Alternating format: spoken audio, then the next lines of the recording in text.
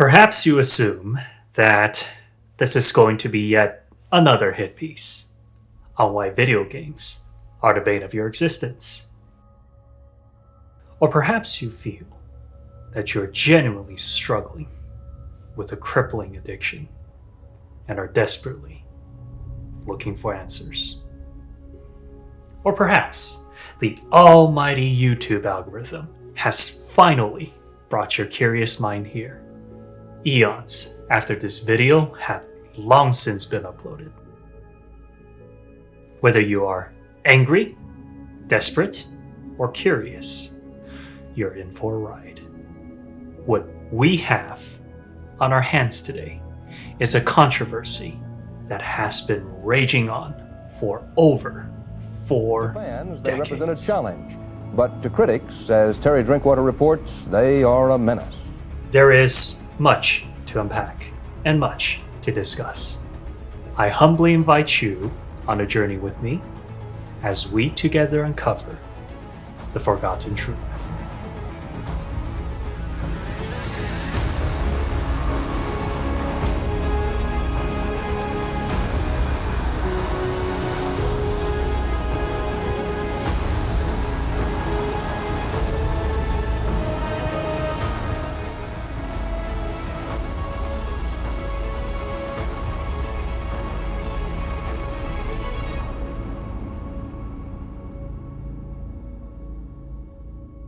But first, let us begin with a story, one of a gifted prodigy lost to us in a not-so-distant past. Picture yourself as a young schoolboy, blessed with a gifted mind. You're reminded daily by your parents that you are destined for success, destined for perfection. Of course, you're not quite sure what you have done to be regarded with such high esteem. Schoolwork is like child's play. The teachers drone on at a snail's pace as your peers desperately tries to keep up. Seldom encountering anything worthy of your time, you begin to grow weary. You would often find your mind adrift in a classroom. But it does not matter. Your superior intellect, more than enough, makes up for your absent-mindedness. You're far ahead of everyone else, far ahead of the game. Then one day, through the recommendation from some friends of yours, you're introduced to a realm far different from your own. It calls out to you, "Hey, want to play some video games? I know I do." Filled with skepticism, you follow its lead. You then find yourself immersed in a rich world teeming with wonders, presented with a specific set of skills to master and a particular set of obstacles to overcome. You feel a rush of genuine excitement for the first time in your life. Finally, something that is truly worthy of your attention. Naturally, being the talented individual such as yourself, you quickly rise to the ranks and relish in your friend's adoration. And the best part about this world, if things get a little too easy for you, it will gladly bring you greater foes to conquer. On the other hand, when things get a little too hard, the difficulty will be toned down ever so slightly until you're ready for the next step of the climb. It is perfect. Sure, everything else in your life has taken a back seat at this point, and you can forget about homework. It does not matter. You're finally getting what you wanted. That sweet, sweet sense of pride and accomplishment. Your teachers, who up until this point tolerated your lack of enthusiasm for their monotonous babble, begin to grow increasingly agitated as you sleep through their classes. Who do you think you're fooling, huh? Who do you think you're fooling? I have been watching you sleep through this class for 2 months. But what can they do? After all, compared to your peers, you're still quite ahead of the game. That is until one day, you are not. No one is quite sure what is going on. Maybe it is that gang of jocks who relentlessly bully you every single day. Maybe your family life is not nearly as rosy as you make it out to be. Or maybe you're going through something so catastrophic that it is beyond our wildest imaginations. Of course, you are the only one who know what is truly going on. But that pain is yours to bear alone, and it has become far too great for you to bear. There is a fleeting thought in your mind to maybe ask for help, but you quickly bury it. You are the gifted child, destined for success, destined for perfection. The last thing you want is for your perfect reputation to be tainted by a sudden display of weakness, especially when it comes to your history teacher who seems almost elated that you're failing out of his class. Your parents disregarded your slipping grades and tardiness as a minor setback. In their mind, you are still their perfect child. So, presented with no other options in your mind, you turn to the only thing you know that can ease your pain. Of course, sometimes your fellow peers in the digital world can be just as, if not more obnoxious than the ones in real life. You may recall that one man of culture who seemed to have a bizarre fixation on wishing that you will become terminally ill with cancer. Or that one other gentleman who insists that he engaged in an affair with your mother. However, as crass as they can be, they are also the only ones in your life who can continue to captivate your full attention, for you to have the chance to sit down, turn on the monitor, and just forget about your pain for a while. But eventually, even your parents begin to grow worried and frustrated.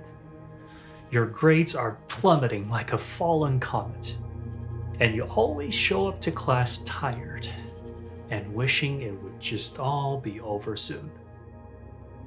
You stopped reaching out to your friends, and they eventually stopped reaching out to you. Their gifted child is withering away like a star flickering on its dying breath. Whatever shall they do? And thus began the daily berating. What's going on? You're better than this. Where's that bright star we all know and love? Oh, you think you're the center of the universe now, don't you? Playing that stupid game of yours. Do you have any idea how much we sacrificed to bring you here? Hey, don't walk away when I'm talking to you. Are you even listening? Get back here right now before I...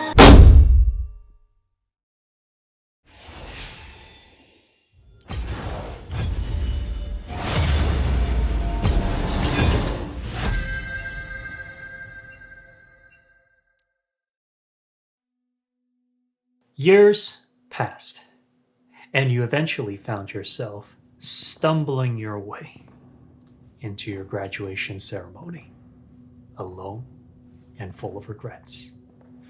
Sure, you managed to barely scrape by thanks to your superior intellect. But does that even matter? Your peers are off to, well, greater and better things than whatever you are up to.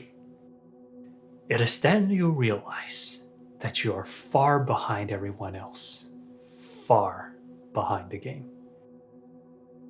Your parents have resigned themselves to the fact that their favorite gifted child is no more. That night, as you turn on your monitor for the umpteenth time, you're greeted by a single message.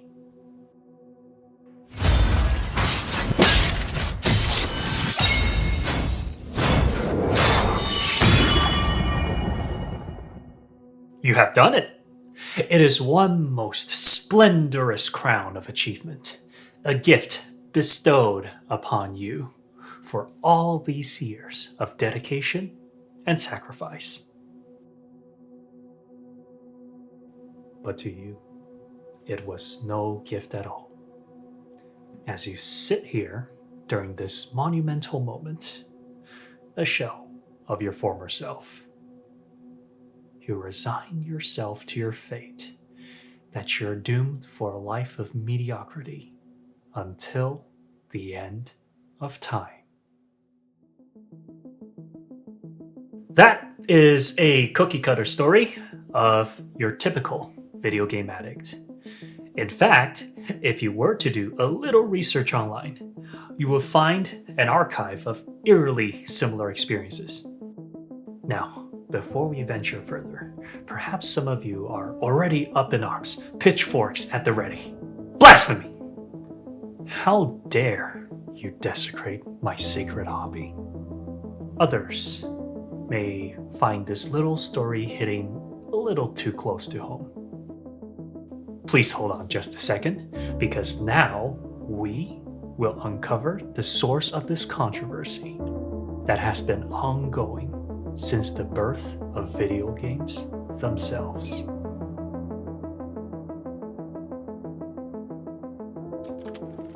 We fear that which we do not understand.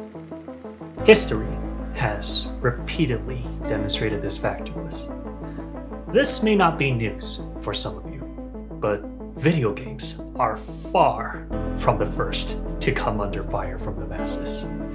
Cell phones, movies, television, radio, books, music, pretty much anything new and of any entertainment value, introduced in the history of humanity, has seen its fair share of moral panic. Even Dungeons and Dragons, yes, that tabletop game in which you roll a dice and conjure cinematic fight scenes in your mind with your friends, was not spared from the flames. D&D, and it's become popular with children anywhere from grammar school on up. Not so with a lot of adults who think it's been connected to a number of suicides and murders. However, what separates video games from all else is the sheer amount of public attention, negative public attention, that they have received over the years. While most of what was mentioned previously, cell phones, movies, televisions, radio, books, music, have been more or less accepted as a natural part of our modern lives, video games have not quite gotten there just yet. Most of the bad press about video games are centered on their more violent variants. However, every now and then, you would find a shocking story about some poor soul who went on a 3-day gaming spree at his local internet cafe after losing his job, exhausting himself up until his heart literally gave out and had his corpse carried out on a stretcher hours after he had died. Now, you may think that this example is on the extreme end, and you are right. This is not a story that you hear about every day, which is exactly why it would make for fantastic press. What these extreme cases overshadow, though, are ones involving people suffering in more subtle ways. Flunked out of their schools, fired from their jobs, relationships in shambles. You will find these gut-wrenching stories on various corners of the internet. Eventually, the authorities began to take note of these stories of desperation, and the controversy escalated quickly from there. In 2013, the American Psychiatric Association introduced a new diagnosis to describe this new video game addiction problem called Internet Gaming Disorder, it was labeled as condition for further study, meaning it was not official yet. Just something to keep in mind. However, that did not stop the World Health Organization from upping the ante and introducing their own version of the condition years later. Gaming disorder. Only this time, it was official. Yes, you heard that right, not condition for further study, officially designated code 6C51 under disorders due to addictive behaviors in the 11th edition of the International Classification of Diseases.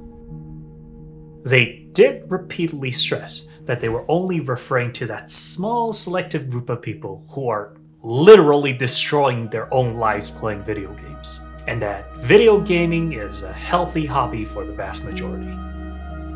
Well, if they're only trying to help those who seriously need it, then we got nothing to worry about, right? Then why the anger? Why the outrage? The answer may seem obvious. After all, would you not be furious if one of your favorite hobbies was dragged through the mud? But there is a more subtle and perhaps sinister explanation. You see, the World Health Organization, despite all its good intentions, has inadvertently classified video games as morally corrupt. A strong accusation, some may say. Allow me to elaborate. You see, right next door, besides gaming disorder, rest drugs and gambling, a collection of strictly regulated and ethically controversial products and services known colloquially as the sin industry. These have a complicated legal and political history.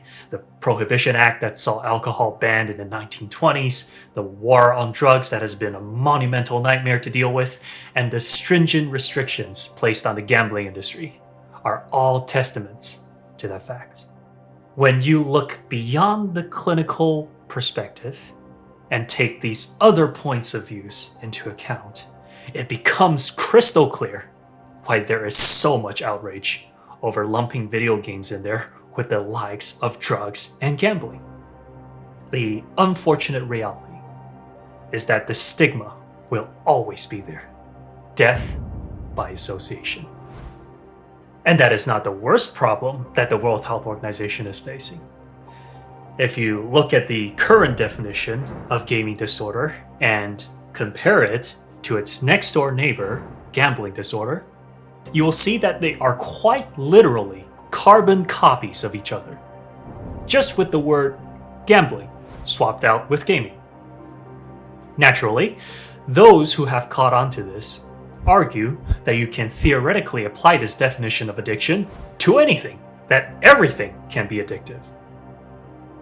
It is no wonder that gamers are not the only ones up in arms about this. As we speak, there is a heated debate happening among academic and clinical experts about whether it is truly the right call to classify video game addiction as a legitimate clinical diagnosis. Well, that's true for a lot of activities. So literally shopping, exercise. There are research papers on dance addiction, which is fascinating to me. But let us put a pin on this controversy for a while and assume, just for the scope of this conversation, that video game addiction is a legitimate clinical diagnosis that warrants some form of intervention. Then what? Impose sin taxes on the next wave of major releases? Enforce daily curfews through mandatory server shutdowns? While some of you may be nodding furiously with great enthusiasm, others may find that they could not help but feel that there is something that is just a little bit off about these proposals. That perhaps we're not exactly hitting the mark with them. It also certainly does not help that most of us are not taught much about addiction itself beyond a couple of crash courses and PSAs. So what if I tell you that much of what we think we know about addiction is wrong? And the thing I realized that really blew my mind is Almost everything we think we know about addiction is wrong. And if we start to absorb the new evidence about addiction, I think we're going to have to change a lot more than our drug policies. What are we usually taught about addiction in school? Chances are probably something in the lines like this. Drugs are like a black hole, and anyone who dares to take a single whiff of that good stuff are destined to a life of pain and misery until their inevitable end. But where did these claims come from? The truth is that most of what we knew about addiction came from a series of experiments done in the 1950s and 60s.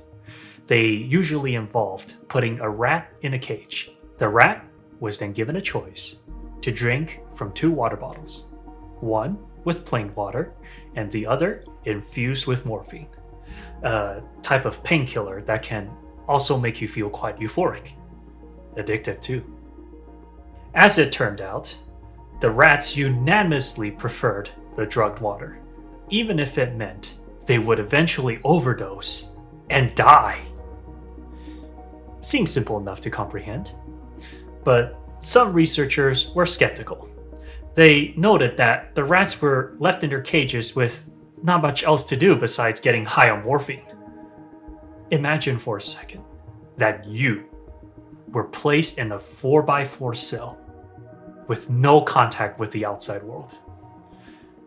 These rats were quite literally in their version of hell. So, these fellow researchers decided to conduct a similar experiment, but with a twist. Instead of sticking the rats in literal solitary confinement, they built a new cage, one dubbed Rat Park, which was basically heaven for rats. The rats in Rat Park got plenty of room to run around, food to eat, and toys to play with. Most importantly, they had other rats to socialize and interact with. The rats were then again introduced to 2 water bottles, one with plain water, the other infused with morphine. It was then they made their shocking discovery. Not only did the rats in Rat Park drink less of the morphine water, but those who had been previously conditioned to become dependent on the drug eventually weaned off it. But there's a larger issue, and that larger issue is the one we've missed. That's why, in the case of addiction, we have to go beyond the old stigmatization. We have to go, and we also have to go beyond the medical model. We have to go into a much larger social analysis, and that's what I think is happening. Of course, not everyone was convinced by this. We are talking about rats in a lab, not us fellow human beings out in the real world. Now, doing a similar experiment involving humans would have ethical complications. But fortunately, or rather, unfortunately, there was indeed a human experiment conducted unintentionally that may provide some insights. That experiment was the Vietnam War. American soldiers hiking their way through the sweaty jungles of South Vietnam, searching for an elusive enemy. The year was 1971, and the war was not going well for the United States. Morale was at an all-time low on the front lines, and the public at large was growing increasingly agitated. Needless to say, then President Richard Nixon had his hands full. It was also around that time when he was informed that the congressman who traveled to Vietnam to survey the war effort returned with terrible news. The rumors of fellow American soldiers using heroin on the front lines were confirmed to be true. Heroin was, and perhaps still is, believed by many to be one of the deadliest and most addictive drugs in the world. Nixon promptly declared drug addiction to be the country's #1 public health problem. As more people learned of this discovery, they grew terrified of the prospect that there would be a massive influx of heroin addicts flooding back into the country, with supposedly zero hopes of recovery. Except, when the war eventually ended and the soldiers returned home, that did not actually happen. Most veterans simply returned to their regular drug-free lives. As it turned out, using heroin helped make their lives in service more bearable, which made sense when you consider the fact that they were deployed into the opposite side of the world and made to fight in a losing war in an unfamiliar land. But when they returned to the civilian life with their family and friends, there was simply no reason to continue. Of course, this is not to say that addiction is entirely the results of poor life circumstances. There is absolutely a physical component to addiction, one you cannot simply ignore. However, it would be foolish to focus entirely on the biology of addiction itself, and to ignore everything else that is contributing to it in the first place, like with rats living their proverbial versions of hell, or with veterans locked in deadly combat continents away from home. Addictions are short-term solutions that creates long-term problems.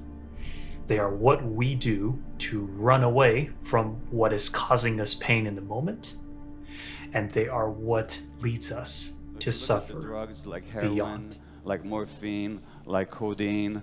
If you look at cocaine, if you look at alcohol, these are all painkillers. One way or another, they all soothe pain. And that's what the real question in addiction is, not why the addiction, but why the pain. Then here lies the critical question. What are we running away from? What are you running away from? You may have heard something in the lines of what I am about to say. If only you could spend a fraction of this obsession with your stupid games and actually went off and did something worthwhile, you would be unstoppable. Maybe it is from your parents who just could not seem to understand what you're going through. Maybe it is what you secretly tell yourself as you lay in bed looking up to the night skies with your bloodshot eyes after another 10-hour marathon gaming session, dreading over another day wasted. You may notice that you can be quite harsh towards yourself. You may even have come to believe that you are fundamentally broken, that you're lazy, pathetic, and will never amount to anything in life. But think about this. What drives you to play video games? You would find yourself spending hours poring over the hundreds, if not thousands, of moving parts in a single match on the Rift. You would practice incessantly until you have mastered the most intricate combos of your favorite fighters. You can perfectly recount from start to finish all the twists and turns of an epic trilogy set centuries into the future. Yet when your chemistry teacher calls you up in class and asks you to identify the first 8 items on the periodic table, or your coworkers request that you help them with a couple of minor corrections in the latest draft of a report for your manager, your mind draws a blank. Why? Because you're lazy? You're telling me the same person who would stay up all night searching for the latest meta on min-maxing every facet of an orc shaman, the same person who would spend hours wandering aimlessly in the barrens to help find some poor fellow's wife, is lazy? You are not lazy. You are highly driven to play video games. The problem you are having is that you're not finding yourself highly driven to do much else. Consider this. We live in an age in which we have all the information of the world at the palm of our hands, and the ability to converse with others across the globe with the single push of a button. Yet, somehow, many of us have come to feel increasingly trapped and alone.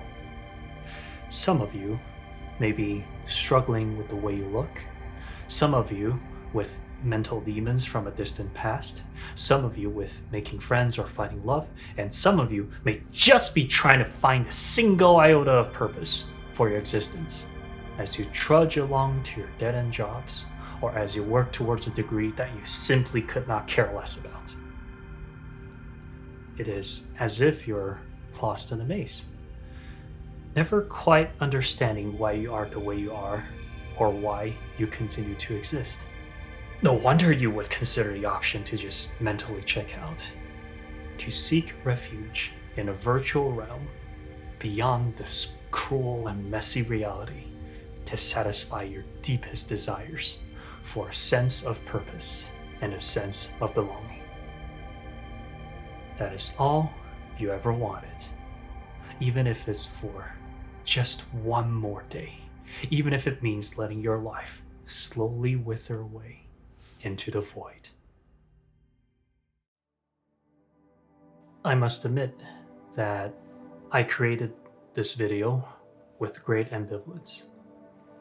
On one hand, as a gamer myself, I completely understand why we would be upset with those who throw shade at what we love, especially from those who seem to have little to no understanding on what video games are all about.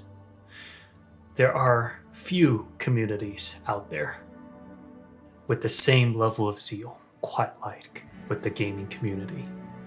Not to mention that the genuine passion from gamers, fellow creators eager to entertain with their vibrant personalities, fellow athletes eager to compete for the title of world champion, and fellow developers eager to find that spark of inspiration to create their next magnum opus, is one that is truly magnificent to behold. Yet at the same time, I do not believe that we can turn a blind eye to those among us who are genuinely suffering, who had this wonderful hobby twisted and warped into one necessary for survival, one that once taken away leaves behind nothing but an empty husk. And to those of you who unfortunately bear the burden of this cursed crown, I wish that I have perhaps given you some insights to ponder over, and will continue to do so in the near and distant future. But I do not possess the hubris to claim that I have all the answers. But maybe, just maybe, as much as I understand that you may find it difficult to believe, you will eventually find your way out of this darkness. And we will then witness the rebirth of a star. I hope this video has provided you with a more in-depth and nuanced take on video game addiction and helped answer some of your burning questions about it. Video game addiction is a topic that holds a special place in my heart. It is also why I started this YouTube channel, to explore these fundamental questions of life that many of us have been running away from. We have only scratched the tip of the iceberg, and there is much to cover. I am in this for the long haul, and you are welcome to join. In the meantime, I am interested to hear your stories and opinions about video game addiction, whether they are from your personal experiences or those of your friends and loved ones. Please share them with our community in the comment section down below. If you enjoyed what you saw, please like this video, subscribe to this channel, and hit that notification bell. Please feel free to also follow me on Twitter, where you will find teasers for upcoming videos and miscellaneous shenanigans. You have my word that I will only bless your feed with quality content. Until next time, this is DrJhin, signing out.